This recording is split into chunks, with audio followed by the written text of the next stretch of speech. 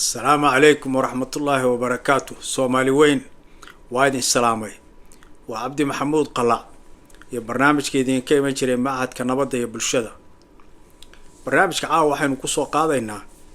فيديو uu soo saaray ninka la yiraahdo Xuseen Jaamac TV ninka maamula.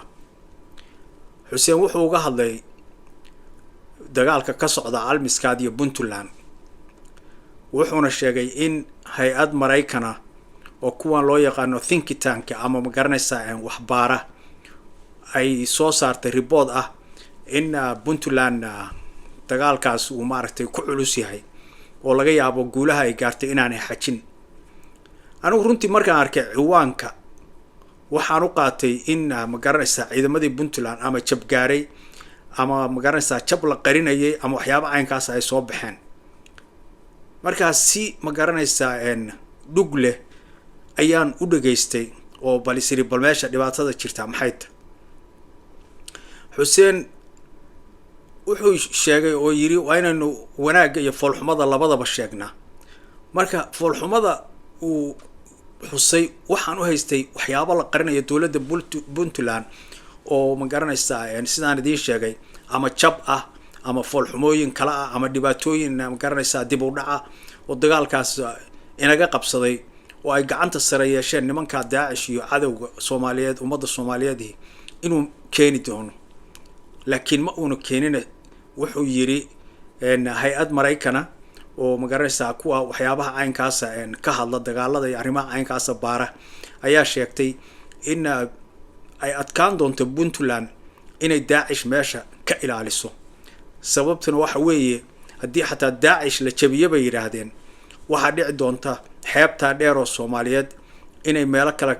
kala duwan ka soo gudbaan oo ka soo galaan ilaa xeebtii lama wada ilaalin kare oo marka ay dib isu ururiyaan oo dib magaranaysaa ay u soo noqdaan. waxay kaloo sheegeen in Daacish ay wadamo badan yaana dhihina wadamo kooban oo dhowra ay ku leeyihiin magaranaysaa saldhigyo iyo meelo ay ka dagaalamaan ay ku leeyihiin. hay-adaasi saadaasha ay samaynayso yacni wax xaqiiqa ma aha, wax sida in loo buunbuuniyo mudanna ma aha. runtii shaqadooduba waxa weeye inay saadaalaha caynkaasa sameeyaan, ay wax eegaan caynka waa inay wax ka hadlaan iyagu. shaqadooduba waa inay wax ka hadlaan. inta badanna wadamada reer galbeedku si hagaagsan ama si toganba ugama hadlaanba waxyaabaha wadamada adduunka saddexaad gaar ahaan Afrika waxyaabaha ay qabsadaan si togan ugama hadlaan. marka runtii Xuseen waa nin wanaagsan anigu sidaan u arkay oo magaranaysaa wadanidnimo iyo dhiiranaan Soomaaliyeed iyo magaranaysaa dadkiisu inay hagaagaan iyo wax aynkaas ay ku jiraan. marar badan baan fiirsaday waxyaabaha uu soo bandhigo. inta badanna runtii waa la dhacay oo maaragtay waxaan u arkay wax hagaagsan inuu ka hadlayo. laakiin tan maanta Puntland waxaan qabaa inuu ilduuf runtii oo arintaas uu maaragtay uu ka sameeyay aanayna ahayna inuu reportka waxba ka soo qaado. sababtu waxa weeye reportkaasi wax xaqiiqa oo uu keenay oo Puntland inay dagaalka ama ku jabtay ama in guul darro gaartay oo aanay la wadaagin dadweynihii Puntland iyo Soomaali ama adduunka wax caynkaas in ay sheegi doonto ayaa maaragtay aad moodaysaa markuu arinta sida uga hadlayo. laakiin ma aanay sheegin, kaliya waxay yiraahdeen waxa laga yaabaa inay dib u soo noqdaan oo dib isu soo abaabulaan. taasna waxaan u maleynayaa Puntland inay taxadar ka qabto, cid walbaana og tahay. waa wax laga dheregsan yahay in meesha markii la xoreeyo ay tahay khasab in la waardiyeeyo, in magaranaysaa isha lagu hayo, in lala socdo inaan wixii hore kale aanay dhicin oo cidna buuraha aanay inoo gelin. laakiin ta Xuseen ka maqan waxa weeye inuu yacni uu ixtiraamo bay ahayd oo uu magaranaysaa eego sida Puntland dagaalkaas aan kala harka lahayn oo dadka Puntland ay u galeen, sida ciidamadu ay maaragtay dulqaadka u sameeyeen, sida ay hawlkarnimada u sameeyeen, buuraha ay ka dhaadhaceen, geela ay rarteen, dhaxanta ay degeen, guulaha ay soo hoyiyeen, jabka ay gaarsiiyeen nimankaas. yacni waxaasi wax magaranaysaa aad iyo aad u weyn oo ay tahay in aad iyo aad loo qiro oo loo ixtiraamo weeye. laakiin arrinta aan ka xumaaday waxa weeye Xuseen isagoo la socday waxaasoo dhan oo arrimahaas siday u socdeen la socday oo guulaha la gaarayo la socdo ilaa maanta la gaarayo inuu yani hay-adaasi warka ay sheegtay oo aan ahayn guuldaraa la gaaray iyo puntland baa jabtay ahayn oo nimankiibaa ee ah hadhow waxaa dhici doonta inay magaranaysaa sidaas sameeyaan iyo sidaas sameeyaan hadhow waxaa dhici doonta hypothetical baa la yidhahda hadday sidaa noqotay hadday sidaa noqotay sidaasay noqon doonta looma baahna yacni qadiyadda meesha taallaa ma aha qadiyad ah in hoos loo dhigo ama ma garanaysaa loo fududeeyo ee waxa weeye qadiyadaas muhiimadda ay leedahay iyo sida ay tahay in runtii loo ilaaliyo oo sharafta ay mudan tahay iyo taageerada ay mudan tahay si buuxda loo siiyo weeye anigu waa qabaa xuseen inuu doonayo puntland ay guulaysato daacish iyo al-shabaab iyo kooxahaas oo dhanna soomaaliya laga saaro laakiin waxaan qabaa in khibrad darro meesha ay jirto ama runtii faham darro yacni arrimahaanu siday u shaqeeyaana inay jirto marka ilduufka waxaan qabaa taasu inay keenayso waxaan kula talin lahaa marka xuseen inuu waxyaabaha caynkaas oo kala oo ka fiirsado oo runtii aanu ku degdegin oo qolo walba wararka ay sheegayaan iyo riboodada ay sameynayaan oo runtii marar badan laga yaabo inaanay xaqiiqda ku fadhiin inuu ma garanaysaa uu ka taxadiro ama haddii uu rabo inuu ka sameeyo ay la noqoto xataa dad la tasho dad khubraa oo waxyaabahan yaqaana bal wax ka weydii bal la tasho waxaa kaloo taa lamid oo aan arkayay inuu dastuurkii soomaalida hadda ku-meelgaarka laftiisa uu haraati kala daalay oo yidhi xaaraan weeye diintii iyo soomaalinimadii wax walbu kasoo horjeeda war walaalow dastuurkan boqolaal soomaalida oo khubraa ayaa ma garanaysaa gacan ka geysato wax ka qortay waa laga yaabaa in hay-adaha UN iyo meelo kale ay gacan inaga siiyeen waa shaki male taasu laakiin dad soomaaliya ayaa loo saaray dadka aqoon-yahanka soomaaliyeed oo loo saaray oo dhan xuseen oo waxqabadkoodii ma waxaad ka soo qaaday waxaan jirin yacni xuseen waxaan qabaa inaadan waxyaabaha qaar ku degdegin oo ku fogaanin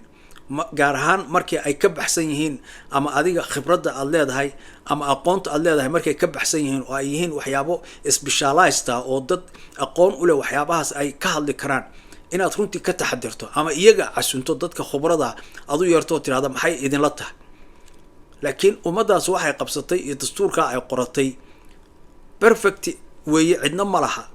laakiin dad waxa aad yacni sida aad arrimaha hoos ugu dhigaysaa waxay gaf ku tahay boqolaalkii qof oo soomaalida ahaa oo dastuurka ka qayb qaatay qoridiisa iyo hagaajintiisa iyo tafatirkiisa khubro soomaaliyeed baa qortay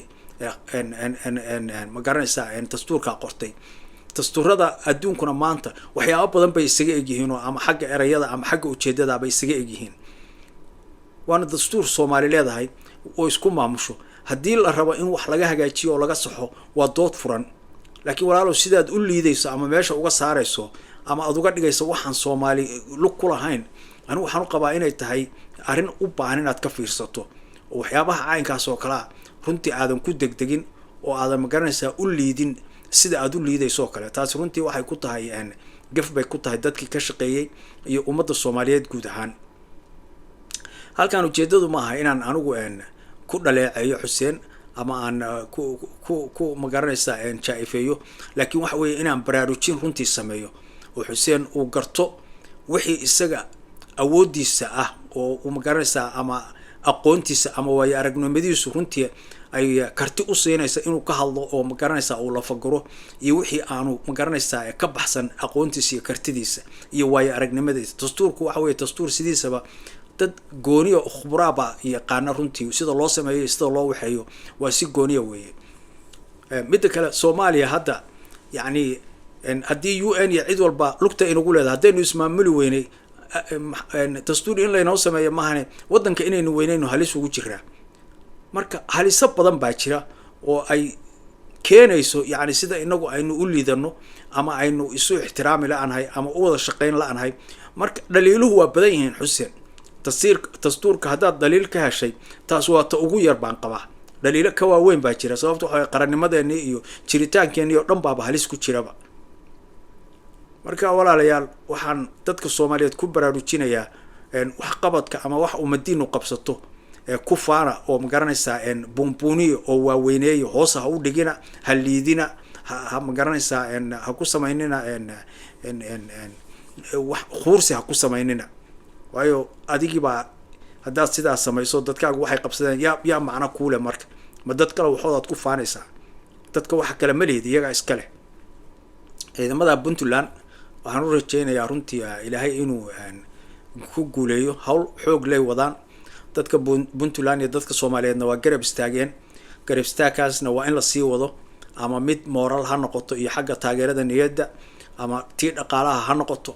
ama dad dhalinyaro ah oo volunteer oo tago oo la magaranaysa dagaal ka qayb gala ha noqoto waxay rabtaba ha noqotee taageeradaas waa inay socoto cadawgaasna waa in wadanka laga xoreeyo laga dhameystiro marka walaalayaal caaw intaasaan kusoo gabagabaynaynaa waa Cabdi Maxamuud Qala iyo barnaamijka idinka iman jiray Mahadka Nabadda iyo Bulshada. Assalaamu calaykum waraxmatullaahi wabarakaatuh.